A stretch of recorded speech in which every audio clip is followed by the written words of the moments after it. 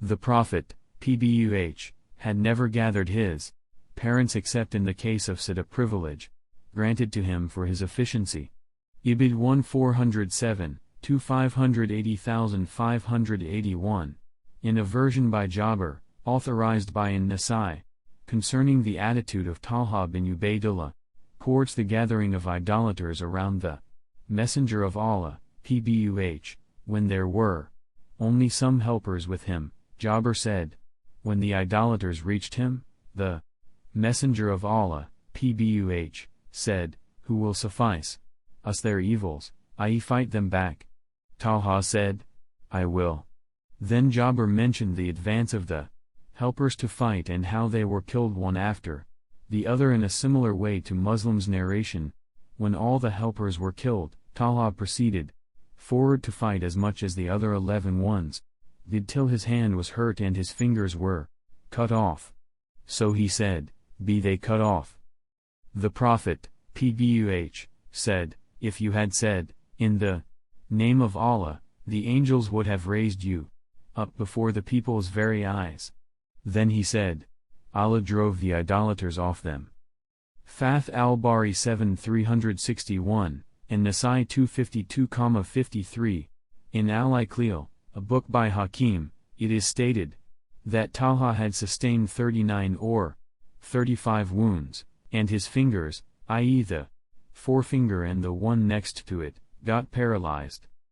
Ibid 7-361. In a version by Qais bin Abi Hazim, authorized by al-Bukhari, he said, "I saw the hand of Talha paralyzed.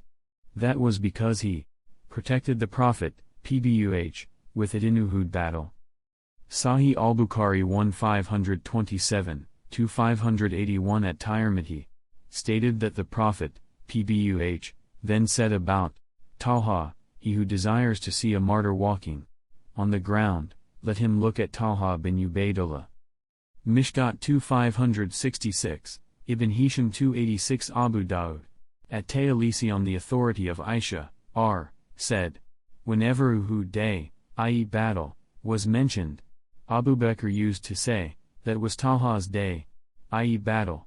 Fath al-Bari 7-361, Abu Bakr recited a verse of poetry about him, "O Talha bin Ubaydullah, paradise is due to you as water springs are due to deer to drink out of." Muqtasar Tariq Damishq, 782. At the awkward and most delicate circumstances, Allah, glory is to him, sent down his invisible help. In a version by Sid, cleared and authorized in Sahih al-Bukhari and Muslim, he said, "I saw the Messenger of Allah, PBUH, on Uhud day with 2 men, dressed in white defending him fiercely. I have never seen similar to them neither before Uhud nor after it." In another version, he means to say that they were Gabriel and Michael. Sahih al-Bukhari 2580. All those events happened in no time.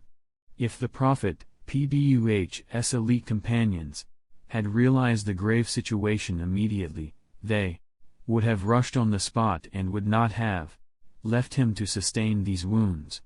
Unfortunately, they got there after the Messenger of Allah, PBUH, had been wounded and 6 of the helpers killed. The 7th was staggering under the brunt of wounds.